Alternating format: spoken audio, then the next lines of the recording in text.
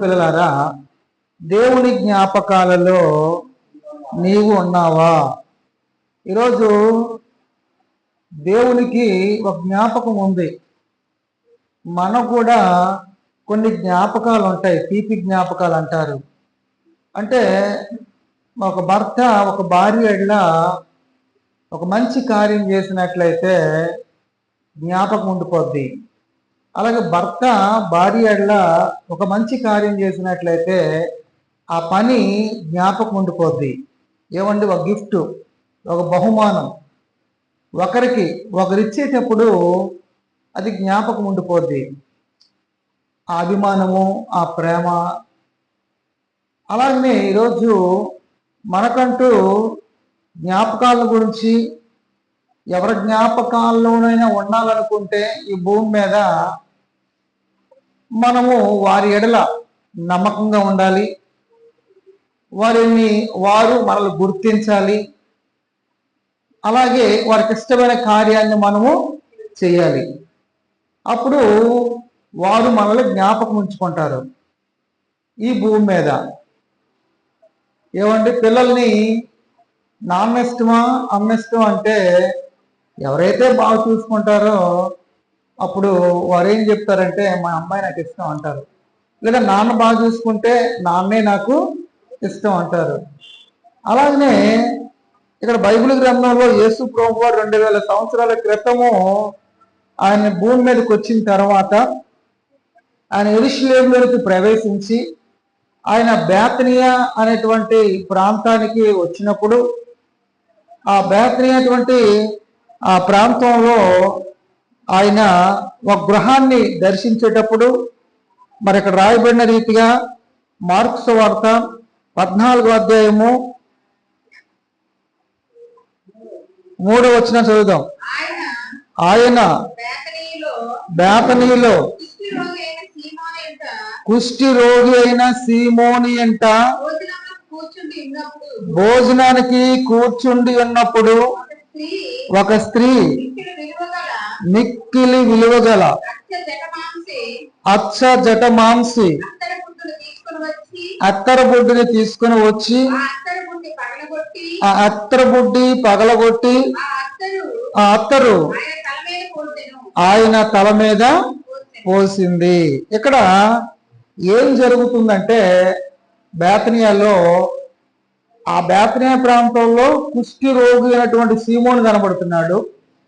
అదే ప్రాంతంలో మనం ఉదయం మాట్లాడుకున్నట్టు లాజరు చనిపోయి 4 రోజులైన తర్వాత యేసు ప్రభు వారు లాజరుని సమాధుల్లో ఉండి ఆయన తిరిగి బయటికి రమ్మనగానే లాజరు బయటికి వచ్చాడు.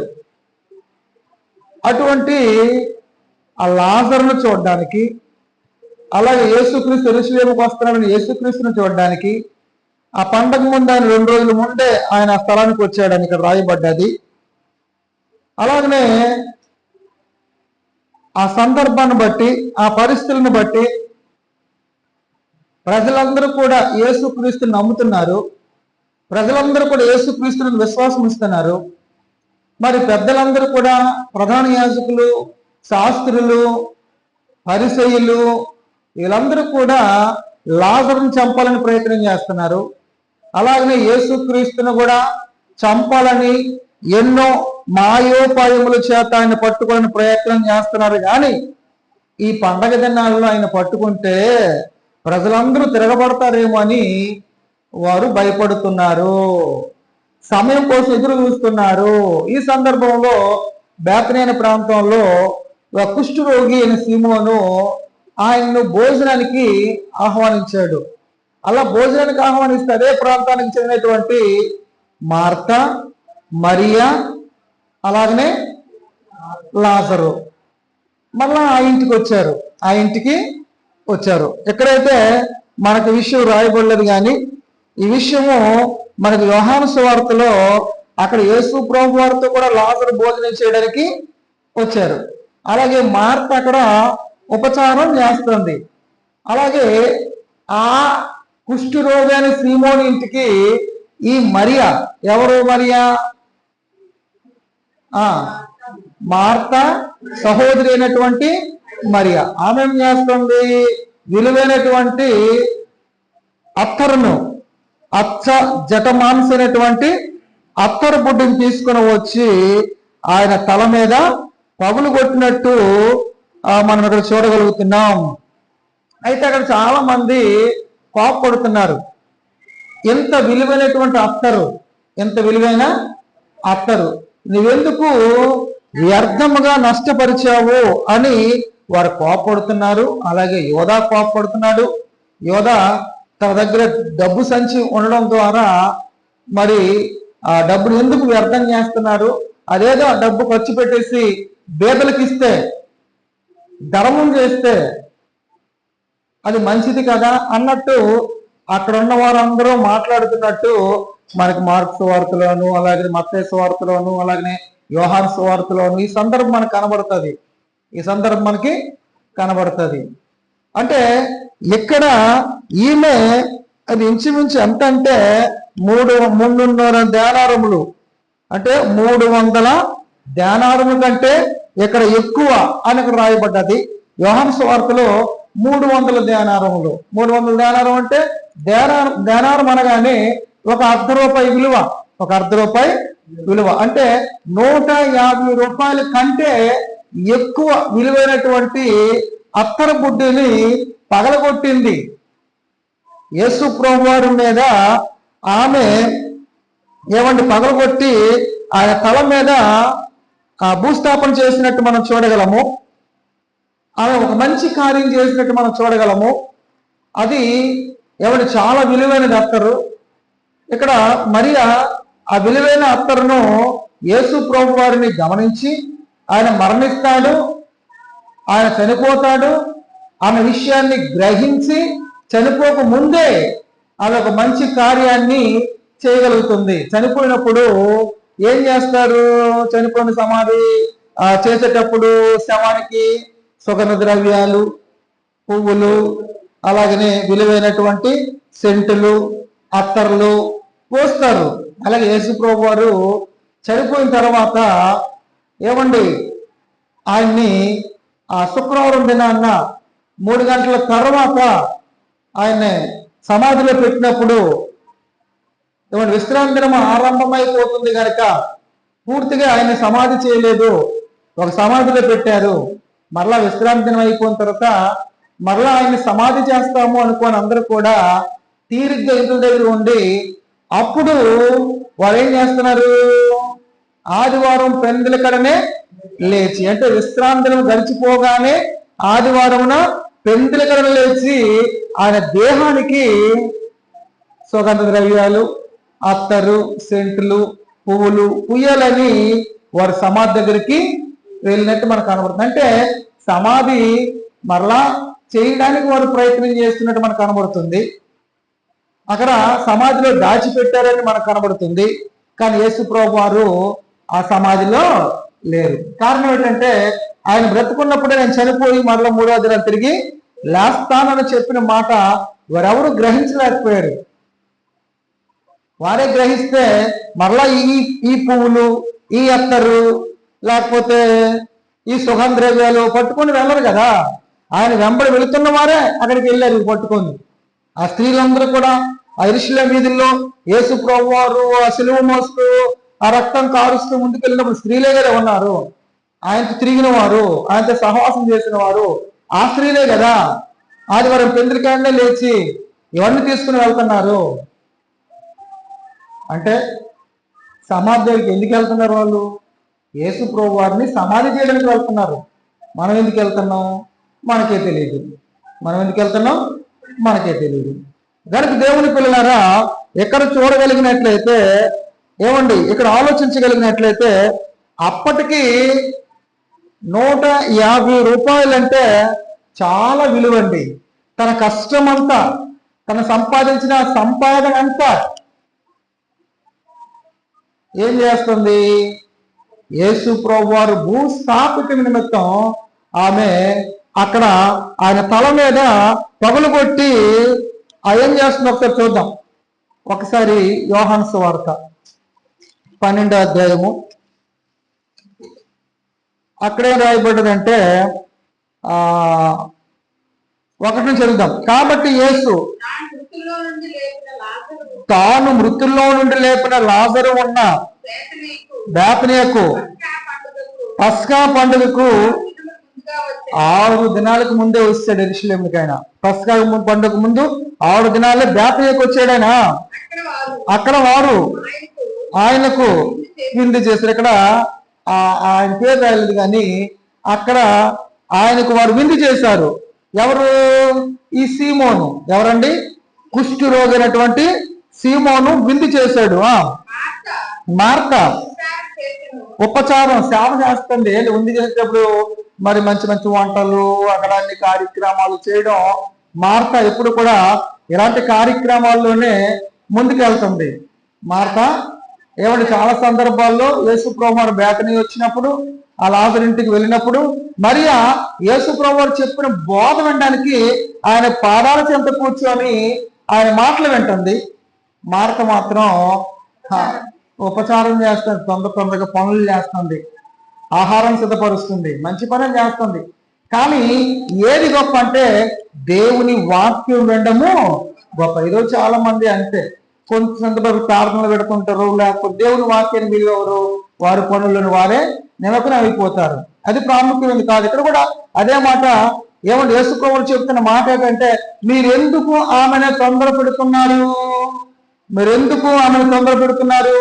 ఈమె నా కోసం ఒక మంచి కార్యము చేశాను అంటే, వారు బేదలకు అమ్మేవచ్చు కదా, లేదా బేదల కోసం ఆ ధనాన్ని ఖర్చు పెట్టవచ్చు కదా అని వాళ్ళు అంటున్నారు. ఈయన అంటున్నాడు, బేదలు ఎల్లప్పుడూ మీ దగ్గర ఉంటారు, నేను ఎల్లప్పుడూ ఉండను. అంటే దాని అర్థం ఏంటి? దాన ధర్మాలు, పుణ్యకార్యాలు చేయడం తప్పు కాదు. కొంతమంది అన్నదానం అని, కొంతమంది వస్త్రదానం, కొంతమంది అన్నదానం అని, కొంతమంది వస్త్రదానాలని, ఏమంటే ఇలా రకరకాల దానం చేస్తూ పుణ్యకార్యాలు చేస్తున్నారు. దేవుణ్ణి నమ్మకుండా లేదా దేవుణ్ణి ఆశ్రయించకుండా, దేవునికి ఇష్టమైన కార్యాలు మనం జరిగించకుండా ఇలాంటివి చేస్తే దాని ద్వారా ప్రయోజనం లేదన్నట్టు కనబడుతుంది. మొదట నేను అనేమంటున్నాడు. మొదట నీ దేవుడిని యెహోవాను పూర్ణ మనసుతోను, పూర్ణాత్మతోను, పూర్ణ వివేకంతోను నీ దేవుడైన యెహోవాను ప్రేమించాలి, సేవించాలి. ఆ తర్వాత నిన్ను వల్లే నీ పొరుగు వారిని ప్రేమించాలి. అంటే పొరుగు వాడు ఆకలితో ఉంటే ఆహారం పెట్టడం, వస్త్రహీనంటే వస్త్రాలు ఇవ్వడం, ఇది రెండో విషయం. ఇక్కడ ఈమెం చేస్తుంది? మొదటి విషయం అనగా యేసు ప్రభువు వారికి మొదటి స్థానం ఇస్తుంది. అండ్ యేసు ప్రభువు వారు ఏం చేశారు? తన సహోదరుడిని, చనిపోయిన వ్యక్తిని బయటికి లేపాడు సమాజంలో నుండి. ఆయన గొప్పతనాన్ని గ్రహించింది ఆమె. ఆయన దేవుడు అనేటువంటి విషయాన్ని ఆమె గుర్తించింది. దేవుని కొరకు లేదా యేసుక్రీస్తు కొరకు ఒక మంచి కార్యాన్ని చేస్తుంది. ఏమండి, ఇక్కడ మనం చూడగలిగినట్లయితే మార్త ఉపచారం చేస్తుంది, లాజరు ఆయనతో కూడా భోజనం కూర్చున్న వారిలో ఒకడు. అప్పుడు మరియా మిక్కిలి విలువగల అచ్చ జటమాంసి అత్తరు ఒక సేరున్నర ఎత్తు తీసుకొని యేసు పాదాలకు పూసి తన తల వెంట్రుకలతో ఆయన పాదములను తుడిచెను. ఇల్లు అత్తర వాసనతో నేను. అక్కడ కొంత భాగం రాయబడ్డది, ఇక్కడ కొంత భాగము రాయబడ్డది. అక్కడ పేరు లేదు, ఇక్కడ పేరు ఉంది. మరిది అక్కడ సీమోను పేరు ఉంది, ఇక్కడ సీమోను పేరు లేదు. అక్కడ 300 గ్రానాలు రాయబడ్డది, ఇక్కడ ఏమని రాయబడ్డది? సేరున్నర ఎత్తు అని రాయబడుతూ ఇక్కడ కూడా 300 దేనారులు దాని విలువని రాయడం జరిగింది. అంతకన్నా ఎక్కువ ఇక్కడ కొంత చెబుతున్నాడు. ఏంటంటే సేరున్నర, ఎంత అండి? సేరున్నర ఎత్తు తీసుకొని యేసు పాదాలకి పూసిన తలంటులతో ఆమె ఆయన పాదాలని తుడుస్తుందట. అక్కడ అది రాయబడలేదు. ఆమె తల మీద పగలగొట్టింది. కిందకు వచ్చిన తర్వాత ఏం జరిగిందో, మరి ఏం చేసిందో యోహాను గారు ఇక్కడ రాస్తున్నారు. ఆమె పాదముల మీద అలా జారుతున్నటువంటి ఆ యొక్క అత్తరును తన తల వెంట్రుకలతో ఆయన పాదాలు తుడిచింది. మొత్తం ఇల్లంతా కూడా అత్తరుతో నిండిపోయింది. మంచి గుమ గుమ గుమ వాసనతో నిండిపోయింది. ఏమండి, ఆయన శిష్యులు ఒకడు ఆయన అప్పగింపని ఇస్కరియోతు యోధ ఈ అత్తరెందుకు 300 జనాలతో బేదలకు ఇయ్యలేదని వారు ఎలాగో చెప్పినది బేదల మీద శ్రద్ధ కలిగ్గా ఉన్నది కాదు, కానీ వాడు దొంగ అయి ఉండి తన దగ్గర డబ్బు సంచి ఉన్నందున అందులో వేయబడిన దొంగలించచ్చు వచ్చిన కనుక అలాగూ చెప్పాను. అందుకే ఇస్కరియోతు యోధ గురించి ఇక్కడ యోహాను గారి ద్వారా ఏం చెప్తున్నాడంటే, వాడు దొంగ, వాడి దగ్గర డబ్బు సంచి ఉంది, వేయబడిన ప్రతి డబ్బు దొంగలిస్తూనే వస్తున్నాడు కనుక ఆ వెలుగు ఎందుకు అలా వ్యర్థం చేయాలి, అది బేదలకు ఇస్తే బాగుంది కదా అని అంటున్నాడు. కానీ వారి మీద ప్రేమ ఉండా మాట్లాడట్లేదు, కానీ వాడు ఆ ధనము దొంగలిస్తూ వస్తున్నాడు కనుక దాని మీద అతని మనస్సు ఉంది. దాని మీద మనసు, దేని మీద? డబ్బు మీద. ఎవరికి మనసు ఉంది? ఇస్కరియోతు యోధాకి ఉంది. చివరికి డబ్బు మీద మనసు ఉంది కనుక యేసు ప్రభు వారిని ఎన్ని వెండి నాణాలకు అమ్మేశాడు? 30 వెండి నాణాలకి అమ్మేశాడు. తర్వాత పారేసి ఉరిపోసుకొని చచ్చిపోయిన వాడిగా, పేగులు బయటకు వచ్చి చనిపోయిన వాడిగా మనము ఈ గ్రంథంలో మనం చూడగలము. అంటే ధనాన్ని నమ్మడం ద్వారా, ధనాన్ని ఇష్టపడడం ద్వారా ఏమైపోయిందంటే పరిస్థితి మరణానికి దారి తీసింది.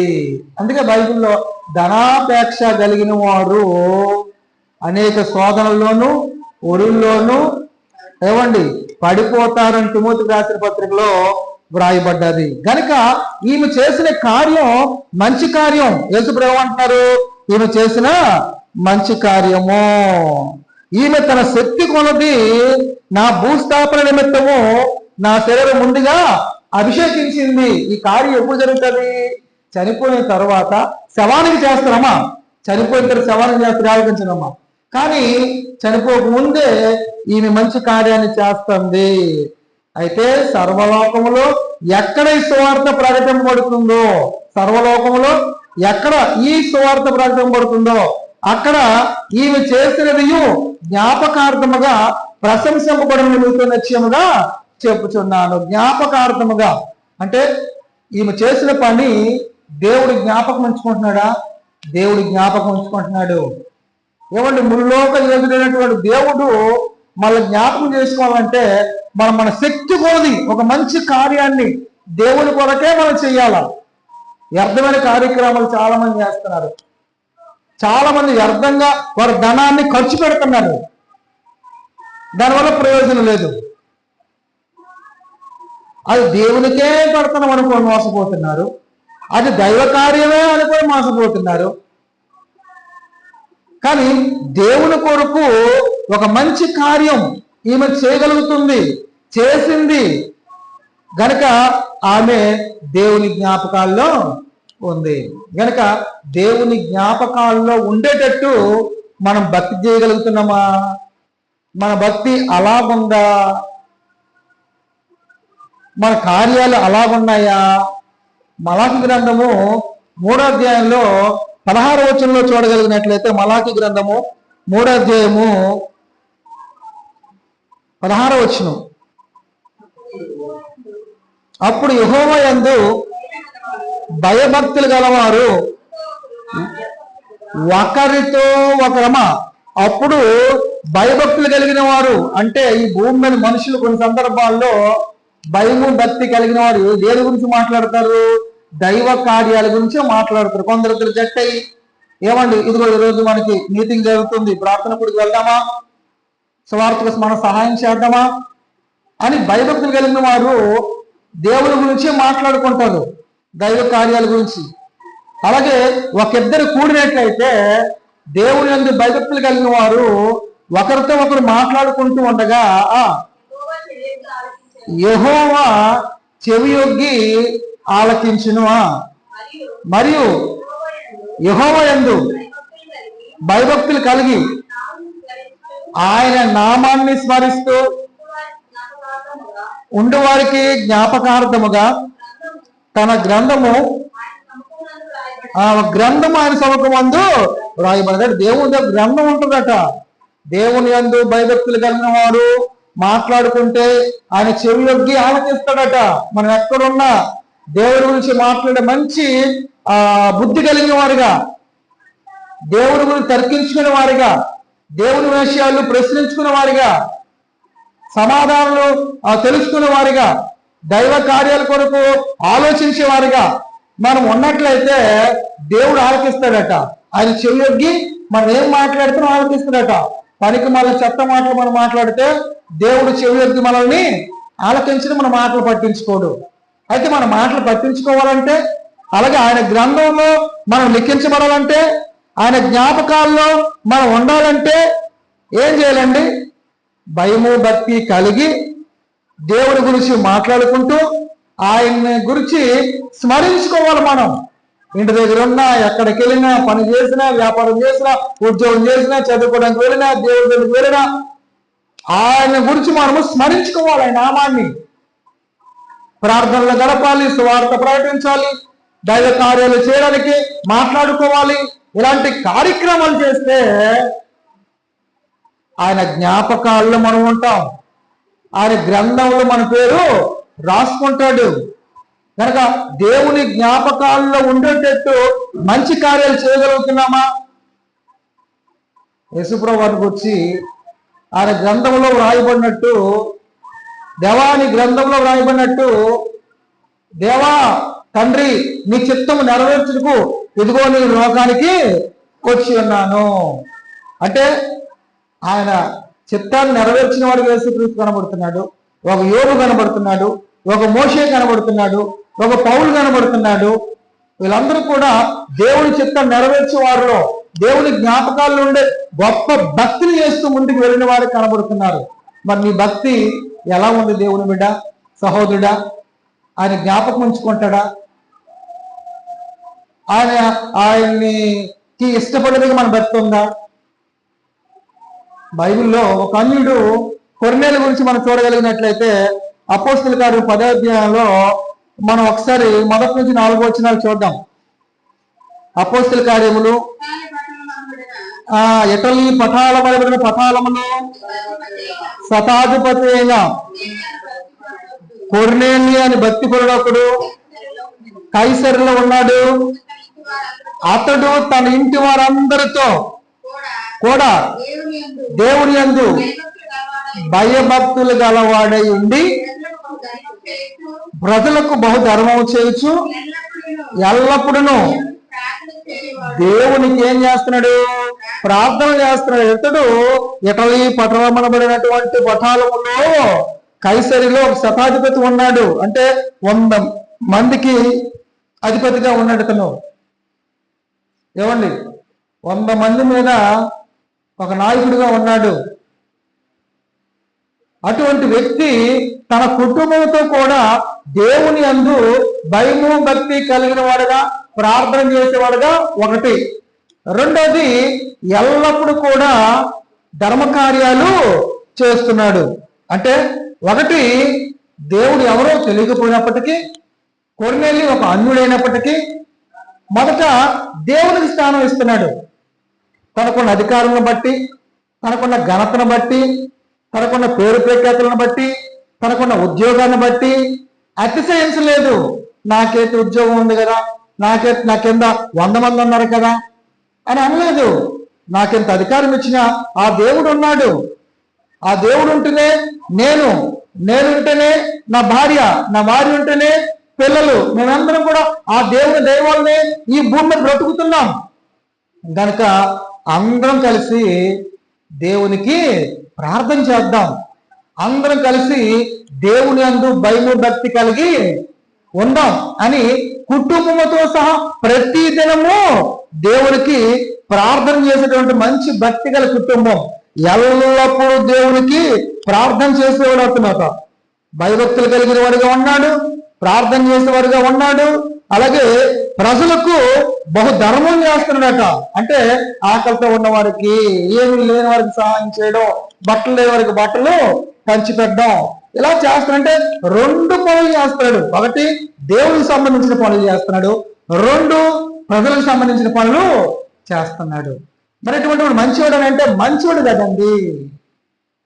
కుటుంబంతో భయభక్తులు కలిగి ఉన్నాడు, అతడు ఎల్లప్పుడూ ప్రార్థనలు గడుపుతున్నాడు, భార్యని పిల్లల్ని దేవుడు నడిపిస్తున్నాడు. భార్యని పిల్లలు దేవుడు నడిపిస్తున్నాడు. అలాగే ఇరుగు వారిని పొరుగు వారిని ప్రేమిస్తున్నాడు, ఆకలితో ఉన్న వారికి దాన ధర్మాలు చేస్తున్నాడు, సహాయ సహకారాలు అందిస్తున్నాడు. అంటే నిన్నవలే దేవుడిని యెహోవాను పూర్ణ మనసుతోను పూర్ణ వివేకంతోను పూర్ణ ఆత్మతోను ప్రేమించవలను అన్న మాట నెరవేరుస్తున్న వాడు కనబడుతున్నాడు. అలాగే నిన్నవలే నీ పొరుగు వారిని ప్రేమించు అన్న మాట కూడా నెరవేరుస్తున్నాడు.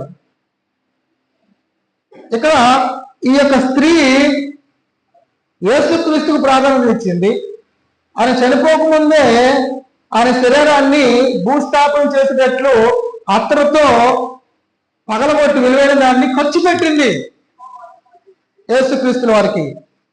ఆమె చేసిన కార్యమట, ఆమె చేసిన పని దేవుని జ్ఞాపకార్థంగా ఈ సువార్త ఎక్కడైతే ప్రకటన పడుతుందో అనంతటా ఈమెను గురించి ప్రశంస పడుతుంది. ఈ కార్యం అంటే ఒక మంచి కార్యము చేసింది. అలాగే మరి ఇక్కడ కొర్నేలియుడు కూడా ఏం చేస్తున్నారంటే ఏం చేస్తున్నాడు? ఎల్లప్పుడూ దాన ధర్మాలు చేస్తున్నాడు, ధర్మం చేస్తున్నాడు, అలాగే ప్రార్థన చేస్తున్నాడు, భయభక్తులు కలిగి ఉన్నాడు. అయితే అప్పుడు ఏం జరిగింది? ఒకసారి 4వ వచనం చదువుదాం. 3 గంటల వేళ దేవుని దూత మీదకు వచ్చి కొర్నేలి అని పిలుచుట దర్శనం తేటగా అతను కనబడెను. అతడు దూత వైపు తేరి చూచి భయపడి ప్రభువా ఏమని అడిగాను. అందుకు దూత నీ ప్రార్థనలను నీ ధర్మ కార్యములను దేవుని సన్నిధికి జ్ఞాపకార్థముగా చేరినవి. అంటే ఇతరు చేసే ప్రార్థనలు, కుటుంబంలో చేసే ప్రార్థనలు, ఇతరు చేసే ధర్మ కార్యాలు ఎక్కడికి వెళ్ళాయట? దేవుని జ్ఞాపకార్థముగా ఆయన దగ్గరికి వెళ్ళిపోయారు, దేవుని సన్నిధికి వెళ్ళిపోయాట. అంటే మంచి కార్యాలు చేస్తే ఆ మంచి పనులను కూడా దేవుని దగ్గరికి చేరుతాయా? ఆయన జ్ఞాపకాలకు వెళతామండి. ఈరోజు మనం ప్రతి దినం ప్రతి క్షణం దేవుని కొరకు 1 గంట ఖర్చు పెడుతున్న సమయాన్ని కూర్చుంటున్నామే, మాట్లాడుతున్నామే, లేదా స్వార్థకు వెళ్తున్నామే, లేదా మన ధనాన్ని ఇస్తున్నామే. ఇదంతా కూడా దేవుని దగ్గర దేవుని సన్నిధిలో జ్ఞాపకార్థంగా చేరబడుతున్నాయి. ఆయన జ్ఞాపకాల్లో మనం అలా మంచి కార్యాలు చేస్తూ ముందుకెళ్తే ఆయన జ్ఞాపకాల్లో ఉంటాం. ఆయన జ్ఞాపకాల్లో ఉంటే మనకి ఎంత మేలండి. ఒక నాయకుడు జ్ఞాపకాల్లో ఉండాలనుకుంటాం, ఒక ఇష్టమైన వ్యక్తి జ్ఞాపకాల్లో ఉండాలనుకుంటాం, ఒక భర్త జ్ఞాపకాల్లో ఉండాలనుకుంటాం, పిల్లల జ్ఞాపకాల్లో ఉండాలనుకుంటాం, స్నేహితుల జ్ఞాపకాల్లో ఉండాలనుకుంటాం. దేవుని జ్ఞాపకాల్లో ఉండాలని ఏ ఒక్కరైతే అనుకుంటారో వాళ్ళు దేవుని కొరకు గొప్ప కార్యాన్ని చేయాలి. ఇక్కడ అటువంటి కార్యాలు చేశారు కనుక దేవుడి జ్ఞాపకాల్లోనూ ఆయన సన్నిధికి చేరేటప్పుడు ఈ కుటుంబం రక్షింపబడాలి, వీళ్ళు నరకానికి వెళ్ళకూడదు అని దేవుడు ఆలోచించి దూతలు పంపించేసి ఒక దైవజనుడి దగ్గరికి వెళ్ళమని చెప్పడం, వెళ్ళడం, ఆ దైవజనుడి ద్వారా సువార్త వినడం, రక్షణ పొందడం. మనము కొర్నేలి చరిత్రను గురించి, కొర్నేలి కుటుంబాన్ని గురించి మనం మాట్లాడగలిగినట్లయితే, చూడగలిగినట్టు మనకు అర్థమవుతుంది. అంటే అలాంటి వ్యక్తి నరకానికి వెళ్ళడానికి లేదు, పరలోకానికి వెళ్ళాలి అని దేవుడు జ్ఞాపకం ఉంచుకున్నాడు.